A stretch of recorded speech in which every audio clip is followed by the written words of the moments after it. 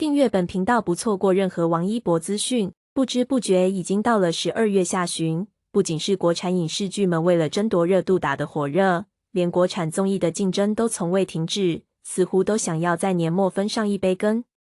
快乐老友记保持着一贯的好口碑，0713男团默契不用多说，同框即是笑点，芒果台还是拿到了流量密码。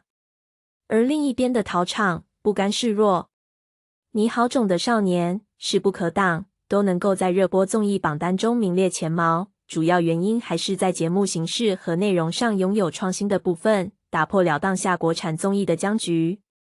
相比之下，擅长吃老本的王牌对王牌第8季真应该好好学着点，虽然观众每期都没有落下，但是每期也都能找到新的槽点。这部最新一期再次收获评论区的一片差评，观众们的差评理由还出奇一致。所以这个节目到底又怎么了？众所周知，王牌8的游戏还是曾经的老套路，全靠嘉宾们想方设法的玩梗，到头来还是拯救不了节目的笑点。而最新一期的视频，第一个游戏又无聊出了新高度。一位嘉宾看着手中的照片进行描述，其他嘉宾则是用笔在纸上，按照描述画出照片人物的样子，并猜对人物的名字。其实这个环节很简单，无非就是对照片里的艺人长相去夸张的形容，然后再通过嘉宾们的拉胯画技博得笑点。但很想问一句，照片里的艺人又做错了什么呢？明明没来参加节目，还得被别人画成丑图。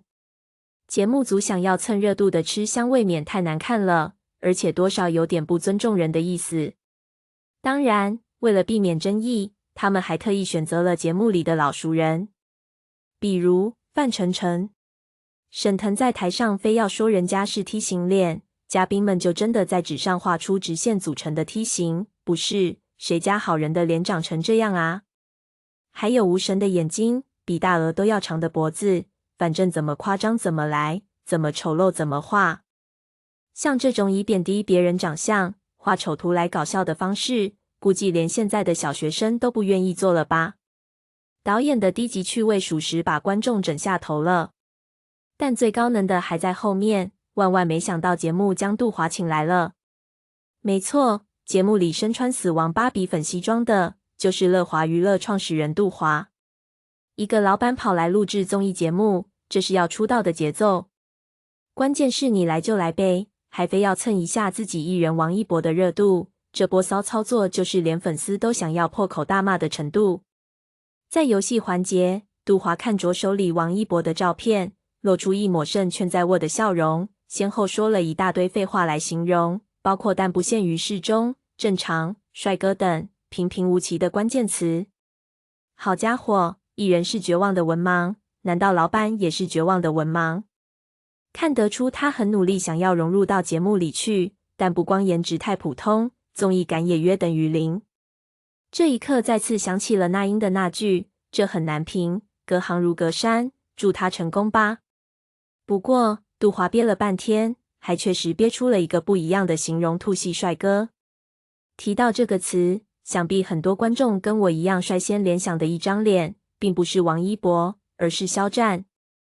作为王一博的老搭档、老 CP， 肖战才是典型的兔系长相，眼神灵动，兔牙也极具个人特点，尤其是气质偏温柔内敛。而有人说王一博是狮子系，有人说他是豹系，总之，肖战很难跟王一博的形象弄混吧。两人的五官、风格、人设都完全是两种类型。磕 CP 就是要看到反差感，这也是为什么博君一肖至今都是顶流 CP 的原因。但自从《陈情令》的热度过去后，他们两位顶流只要同框出镜，必然引起两家粉丝的厮杀大战，用饭圈常用的词汇来形容，对家。这两家就是典型的对家，活动上避嫌都不够，唯粉恨不得他们此生不复相见。别说粉丝心知肚明，就连路人观众也都知道这一点。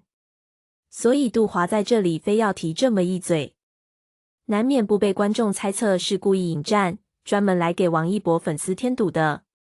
而且就算是无心之举，他这波想要蹭热度，结果却大翻车的操作，也是引起了不少人的痛骂。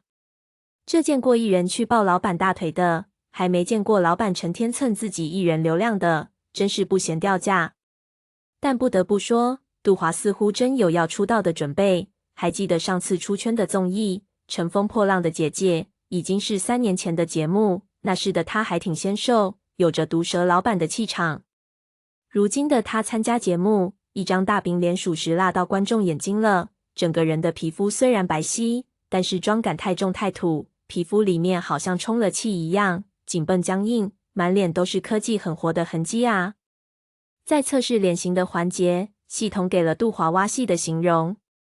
这个词感觉还是收敛了很多，有网友辣评，我看你是蛮细。凌霄你现在骂人可真高级啊。只能说，杜华想要靠综艺来圈粉，恐怕是对自己颜值、情商和综艺感最大的误解。来得很好，下次别来了。王牌吧，邀请杜华的这一期，算是最无聊的一期节目。全场最大看点就是通过丑化艺人来博眼球。本来如果不提王一博可能还好一点，毕竟其他照片上的艺人跟节目组关系也不错。但杜华非要蹭一下王一博的热度，马屁拍在了粉丝的马蹄上，纯粹就是来找骂的。